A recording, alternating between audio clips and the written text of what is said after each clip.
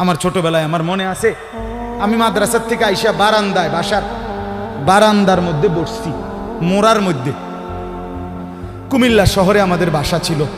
আমার মা রান্না করে আমার ওইখান থেকে বলতেছে, আনিস মোরা উল্টাইয়া, মানে তুই ফিরা, মার দিকে ফিরাব।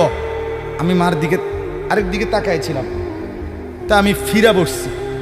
তাই বললাম, মা কি হয়েছে? ওই ঘরের জানালা দিয়া ওই বাড়ির পাশের বাসার কাজের মেয়ে তোর দিকে চাইয়া রইছে। মা এটা দেখছি, এই জন্য তোরে বলছি ঘুরা মার দিকে ফিরা বসতে। মার নজর, মা নজর রাখছে।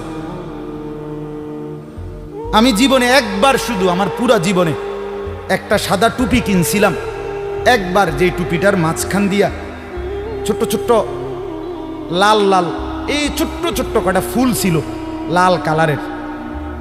এই একটা টুপি শখ করে এমনি ভাল লাগছিল, কিনছিলাম ওই মাহফিলে যে দোকান বসে এডির থেকে। তখন আমি মাত্র নতুন চাকরি নিছি, পড়ালেখা শেষ করে বেতন হইছে অল্প টাকা। বাড়িতে গেছি, আমার আব্বা এটা দেখছে। দেখে বিকালবেলা আমার মারে কইতেছে, হেতে যে চাকরি হয়েছে পয়সা হয়েছে বুঝছনি? মারে বলছে। মায়ে কয় না, কি তো হয়েছে?